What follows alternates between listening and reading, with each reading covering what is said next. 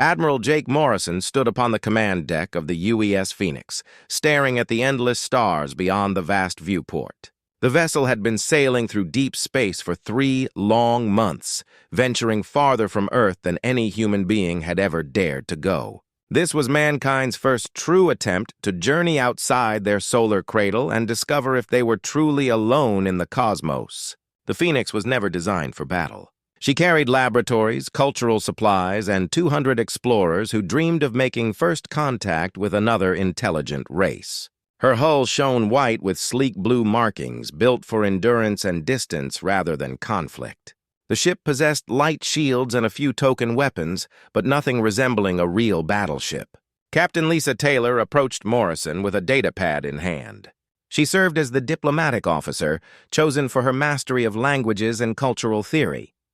Her brown hair was tied back neatly, and her uniform looked freshly pressed. She had devoted years to preparing methods for possible alien communication, never knowing if the day would actually come. "Admiral, our sensors are detecting something unusual ahead," she said steadily. "It appears to be artificial constructs, possibly vessels." Morrison's pulse quickened. After months of empty void, they might finally have found what they sought. He turned toward the sensor console where Lieutenant Dan Parker leaned over glowing screens, eyes locked with determination.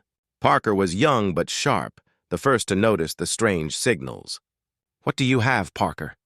Morrison asked. "Sir, there are definitely vessels ahead. At least 5, maybe more. They're flying in formation and their design matches nothing in our archives. Their energy signatures are completely alien." Morrison nodded, feeling excitement tempered with dread. This was the moment humanity had waited for. Yet now that it was real, he wondered if they were ready. He looked around at his bridge crew, brilliant scientists and explorers who longed for knowledge. None were trained soldiers. "Open a channel," Morrison ordered. "Let's attempt contact." Taylor stepped forward, activating the comm array. She had practiced this moment countless times, but her hands still trembled as she broadcast mathematical symbols and universal patterns any advanced mind should comprehend. The message was simple: "We come in peace. We wish to communicate." The reply arrived quicker than expected, but not as hoped. The alien vessels suddenly altered course, racing toward the Phoenix at alarming speed. Their silver hulls gleamed in starlight, designed for speed and destruction. "Admiral, they are ignoring our transmissions," Taylor reported tensely. "They're maneuvering aggressively around us." Morrison watched through the viewport as the strangers encircled the Phoenix, moving with frightening precision like predators closing in. Their ships were elegant with flowing contours and radiant thrusters, yet their formation radiated menace. "Raise shields and ready defenses," Morrison commanded. He wanted no battle, but his crew would not be slaughtered undefended. The largest warship drifted closer and unleashed fire. Lances of energy smashed against the Phoenix's shields, shaking the ship violently. Sirens shrieked across the bridge as defenses strained under the assault. "Shields at 60%, Chief Engineer Carol Brooks shouted. "Their weaponry surpasses anything we anticipated." Morrison gripped the railing as another salvo struck. Through the comm system came harsh alien voices, sharp and commanding. Translators struggled to keep pace, producing fragments. "They're calling us something like primitive vermin," Taylor said, shocked. "They believe we're an inferior race that doesn't belong here." The enemy commander's words soon grew clear, heavy with scorn. "Unknown vessel, surrender at once. Your crude defenses prove you are lesser. Submit to the Galactic Empire or be annihilated." Morrison's anger burned. They had attacked without warning and demanded obedience. He opened the channel. "This is Admiral Morrison of the United Earth ship Phoenix. We came in peace seeking dialogue and friendship. Why do you fire upon us?" The alien's mocking laughter echoed back. "Friendship? Your kind crawled from whatever forgotten world birthed you and dares to claim equality with the Empire. Learn your place, human." The word human was spit like an insult. Morrison realized these beings already knew of Earth and despised it. More ships joined, their weapons tearing through the Phoenix's defenses. "Admiral, we cannot withstand much longer." Brooks cried as sparks erupted across consoles. "Shields collapsing, systems failing." Morrison knew the truth. The Phoenix was no warship. They could not prevail, but perhaps they could escape with knowledge of this hostile force. "All power to engines," he ordered grimly. "We're getting out of here." The Phoenix veered away from the enemy fleet and accelerated toward the dark frontier. The alien warships pursued, though their aim appeared focused more on capture than outright destruction. Their fire was deliberate, striking at the Phoenix's engines and weapon systems rather than tearing the vessel apart. In the chaos of the chase, several enemy soldiers forced entry through a ruptured airlock. They advanced silently through the corridors, their armor cloaking them like phantoms. Captain Taylor was directing the evacuation of non-essential crew when the intruders reached her. From the bridge, Morrison could only watch in helpless fury as Taylor was seized by the armored beings. She did not cry out, nor did she show fear, her gaze locked with his, steady and resolved. Even in captivity, she was still a diplomat, already calculating how to turn her position into knowledge of their foes. At last, the Phoenix broke free of pursuit, but her hull was scarred, her crew wounded, and morale shaken. Limping toward Earth, Morrison stared into the stars, troubled by the revelation. These aliens, this so-called empire, viewed humans as little more than vermin to be enslaved or destroyed. Yet they had made one critical error. They had let the Phoenix escape. Now humanity knew it was not alone. More importantly, they knew their neighbors were powerful and hostile. Morrison began drafting his report for Earth Command, fully aware that the truth would change humanity forever. 6 months passed after the Phoenix's battered return, months that reshaped everything mankind believed about the universe. The wounded vessel hung in the orbital shipyards, crawling with engineers and scientists who examined alien weapon scars and salvaged fragments of foreign technology. Beneath Earth Command headquarters, General Ryan Cooper stood in the war room, studying glowing projections of the alien formations Morrison had recorded. Cooper, tall with iron-gray hair and piercing eyes, had spent his career preparing for wars that never arrived. Now he confronted the greatest military crisis in human history, and old tactics would not suffice.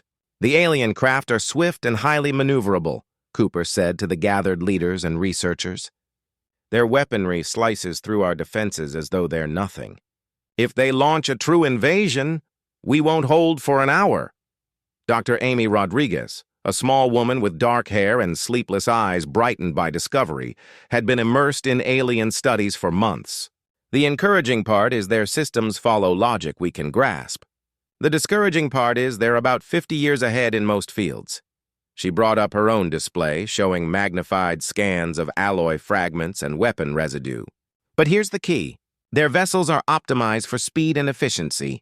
What they gain in agility, they lose in resilience. This sample here is remarkably light but brittle. Our weapons may not be elegant, but they deliver heavy impact." Pete Johnson, a stocky engineer with rough hands, leaned closer to the data. "So you're saying their ships are like race cars, fast and sleek, but they'll fold if hit hard enough?" "Precisely," Rodriguez confirmed. "And there's more. The alien captives revealed they've never encountered a species like us. Most civilizations advance slowly, testing every design for decades before deployment. Humans? We build, we break, we rebuild better." Cooper gave a grim smile. "Meaning we're reckless enough to try things that could blow up in our faces?" "Exactly," Rodriguez said. "They see recklessness as weakness. I believe it's our greatest advantage.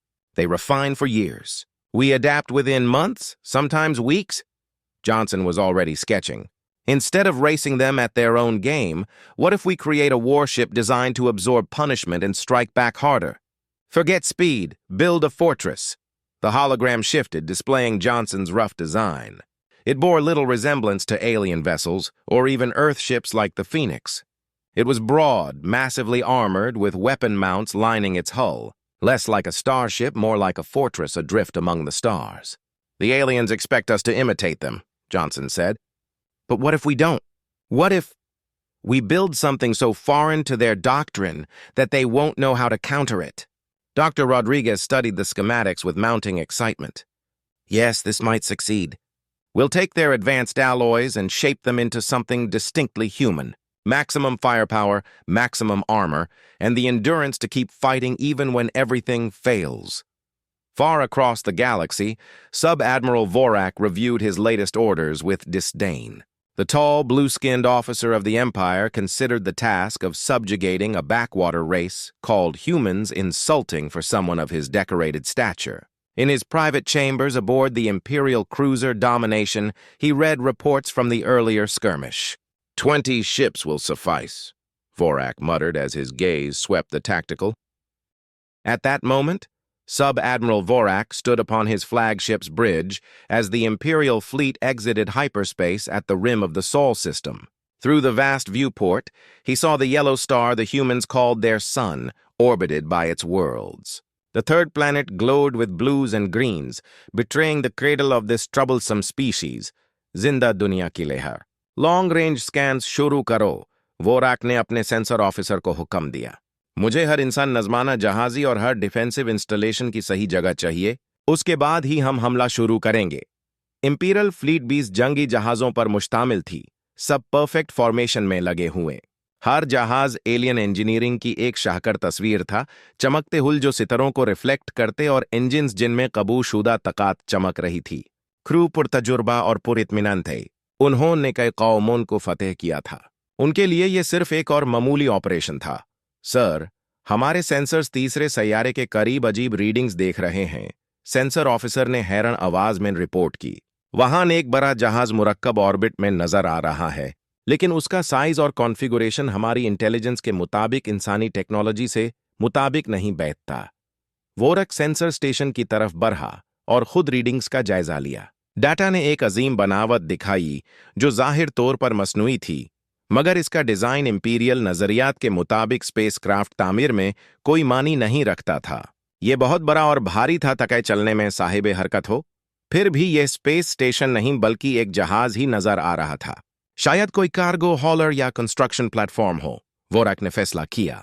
इंसान अपनी कौम को evacuate करने या सनाती सामान भी भेज रहे होंगे. अप्रोच जारी रखो. यूएस डिफायंस पर कैप्टन बेन क्लार्क ने अपने सेंसर से इंपीरियल फ्लीट के बढ़ते कदम देखे. क्लार्क एक पुरतजुर्बा ऑफिसर था जिसके पास 2 साल का नवल एक्सपीरियंस था. यूज ह्यूमैनिटी के पहले असली वॉरशिप का कमांड इसलिए दिया गया क्योंकि वो प्रेशर में पुरसुकून रहता था.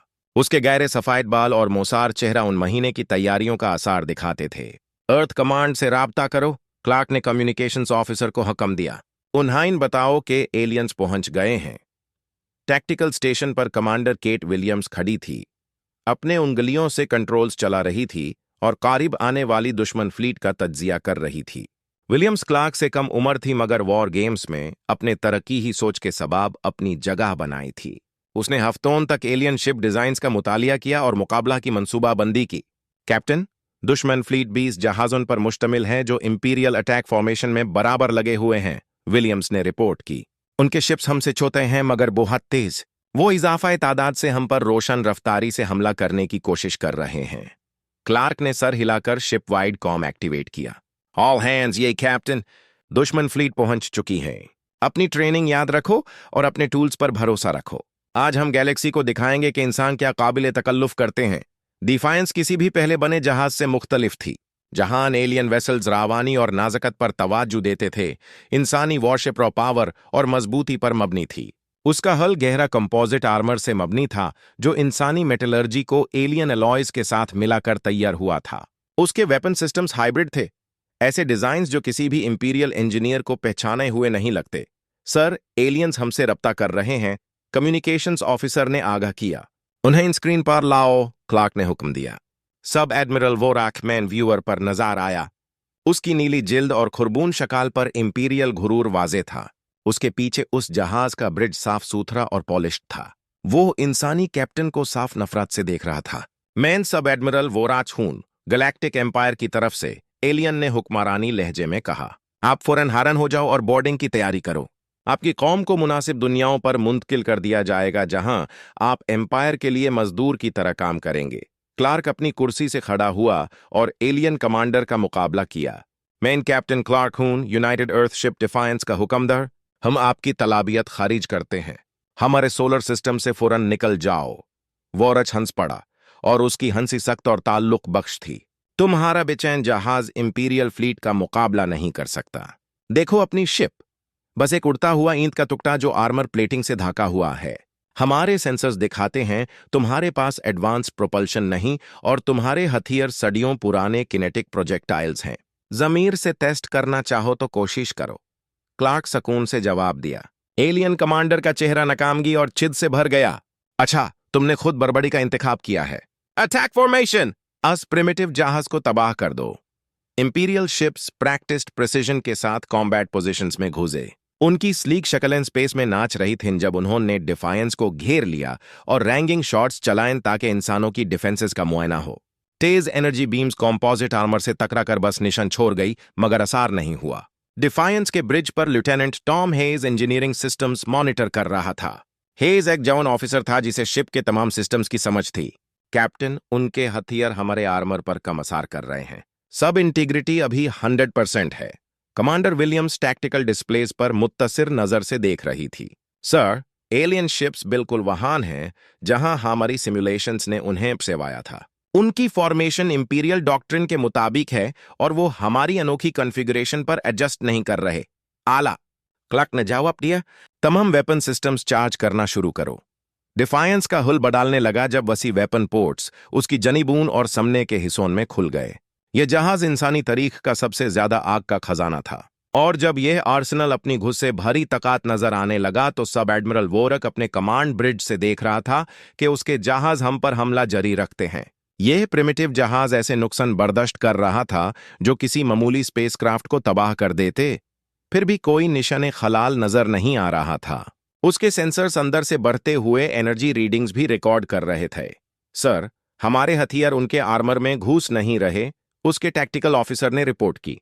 और अंदर मैसिव पावर बिल्डअप्स डिटेक्ट हो रहे हैं। नामुमकिन, वोराक ने फटकर कहा। कोई प्रिमिटिव कौम ऐसा आर्मर नहीं बना सकती। फायर पावर बढ़ाओ और उनके वेपन सिस्टम्स को निशाना बनाओ। इंपीरियल शिप्स ने हमला तेज कर दिया, लेकिन डिफायंस ने जबरदस्त दमन से हर धक्का झेला बिना खराबी दिखाए। इंसानी ब्रिज पर क्लार्क ने देखा कि दुश्मन अपनी टैक्टिकल हदबंदियों को जाहिर कर रहे हैं। वो पुरानी सोच के मुताबिक लड़ रहे थे। वो तरीके जो हर दूसरी कौम के खिलाफ काम आए थे, वो अडेप्ट नहीं कर रहे, विलियम्स ने बयान किया। वो बार-बार वही पैटर्न्स यूज कर रहे हैं जबकि वो असर नहीं कर रहे, Clark ordered. Williams allowed herself a small smile as her fingers danced over the firing controls. Gladly, sir. All weapons charged and standing by. The moment had arrived to prove to the Galactic Empire what human engineering could produce when survival was the only option. The Defiance was poised to show that sometimes the best response to superior technology is relentless resolve, paired with a design no enemy expects. The first volleys from the UES Defiance ripped through the void with a ferocity the Imperial fleet had never witnessed. Commander Kate Williams had plotted each shot precisely, aiming for the gaps in the enemy formation where their defenses were weakest. The hybrid batteries fused human kinetic rounds with alien plasma augmentation, producing a catastrophic effect no Imperial mind had envisioned. Captain Ben Clark watched with steady composure as the initial salvo struck 3 Imperial vessels at once. Confident in their speed and maneuvering, the alien ships had approached expecting the lumbering human warship to be harmless. Instead, they encountered munitions that outran their tracking and struck with force their shields could not shrug off. Direct hits on targets 1, 3, and 7, Williams reported, voice tight with satisfaction. Their shields are down and we're registering hull breaches on all 3. On his flagship, Sub-Admiral Vorak stared numbly at the tactical feed documenting the damage. 3 of his vessels lay crippled from a single strike delivered by a vessel his intelligence had labeled primitive. The human ship's energy signatures baffled Imperial analysts. How can this be? Vorak demanded of his tactical officer. Our shields should have soaked those blows. Sir, the humans appear to employ a hybrid technology our defenses weren't built for, the officer answered, voice edged with alarm. Their projectiles travel at incredible velocity and are augmented by fields that disrupt our shield harmonics. Vorak felt unease for the first time as he inspected the human craft more closely. It was enormous and heavily plated, yet it moved and fought in ways that defied Imperial assumptions about ship design. Rather than imitate their fleet's speed and agility, the humans leaned on sheer mass and concentrated fire. All ships, Focus fire on that vessel, Vorak barked. Maximum power. Hit their weapon arrays. The Imperials unleashed everything. Converging plasma streams and particle beams assaulted the Defiance from all vectors, producing a pyrotechnic display visible even from orbit below. The attackers expected the primitive hull to fracture beneath such onslaught. Instead, the Defiance endured, continuing to return fire. Her composite armor had been engineered for precisely this trial, melding human toughness with alien alloys in configurations that produced resilience neither race had achieved alone. Acquired, Captain. Firing now! The second strike from the human warship proved even deadlier than the opening salvo. A concentrated wall of fire that hit with terrifying precision. Sub-Admiral Vorak felt his flagship shudder beneath blows from armaments his strategists insisted should not exist. Smoke and flying sparks fogged the bridge as systems designed within Imperial tolerances began to fail. Reports of catastrophic damage echoed back from across his formation, while the human ship executed a systematic campaign that destroyed vessels once considered indestructible. Sir, we've lost 6 ships, and many of the others have sustained heavy damage, his tactical officer warned, voice threaded with panic. The human vessel is completely intact and is preparing to fire again. Vorak stared numbly at the tactical feed showing his fleet reduced to smoldering hulks around a single unbroken warship. This had been meant to be a routine subjugation of a backward race. Instead, his reputation and career crumbled as human firepower dissolved Imperial pride like tissue paper. The Defiance maintained a surgical pace of annihilation. Each salvo was calibrated to disable rather than obliterate. Captain Clark had ordered that survivors be left wherever possible so they could return to the Empire bearing an awful testimonial of human capability. It was deliberate psychological warfare, chosen to seed dread and uncertainty across Imperial ranks. Sergeant Lucy Adams led her Marine detachments through the Defiance's bulkheads, priming squads for boarding that never came. Imperial crews were too occupied patching and salvaging their own vessels to mount coordinated counterattacks.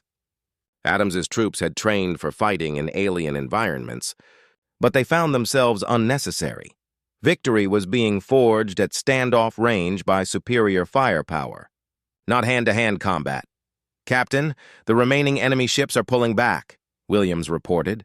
They appear to be attempting withdrawal beyond our firing envelope. Clark weighed the options with methodical calm. The Defiance could press the advantage and eliminate the stragglers, but annihilating every fleeing hull might be judged as overreach. He chose strategic restraint. Stand down. Let them go, Clark decided. They'll carry this lesson to their commanders. Sub-Admiral Vorak watched in mortified disbelief as his surviving vessels limped away from the field. A proud Imperial armada had been reduced to a handful of shattered warships by one human warship that fought on principles no civilized navy would accept as orthodox. As the Imperials prepared to jump to hyperspace, Vorak sent an urgent priority to Imperial Command, a message that would tip the scales across the galaxy.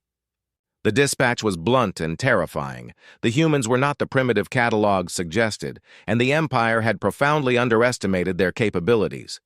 The news of the squadron's rout rippled through civilized space faster than anyone had expected. Within days of Vorak's humiliating withdrawal, word had reached every client state and subject world. In cantinas and trading hubs, among smugglers, freighter crews, and merchant princes, aliens whispered about the species that had shattered an Imperial squadron with a single warship.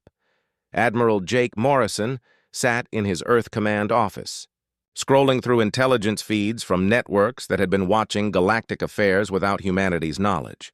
Alien governments were sending discreet approaches to Earth, requests for audiences, offers of trade, and tentative proposals for military cooperation. Formerly oppressed peoples began to ask whether humanity might share the weaponry and tactics that had driven back an armada.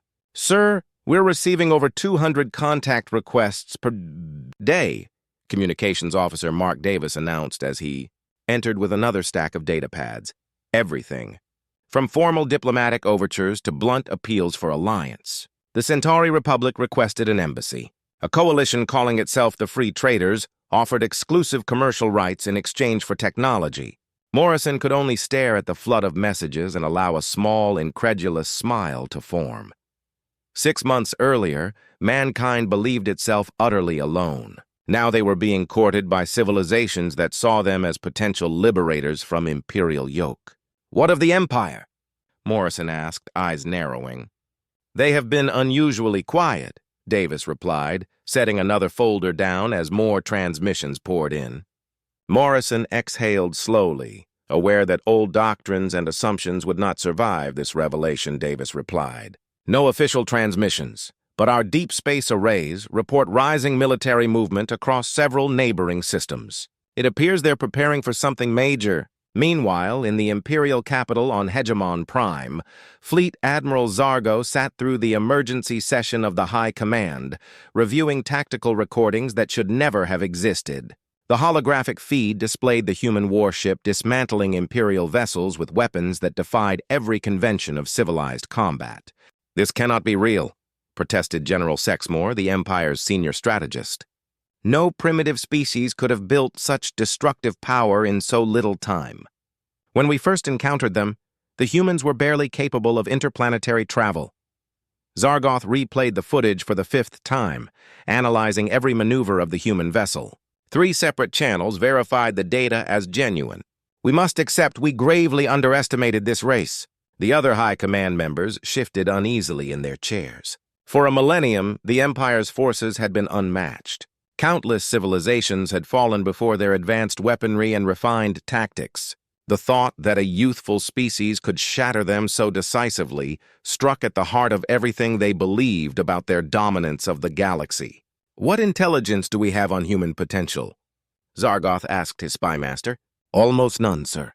Our prior evaluations relied on limited surveys and on the assumption they would advance through predictable stages of development. It seems humans innovate by trial and error rather than pure theoretical design." Back on Earth, Captain Ben Clark walked the corridors of the UES Defiance as repair crews patched minor battle damage. The ship had outperformed every expectation, proving human engineering could match the most advanced alien systems.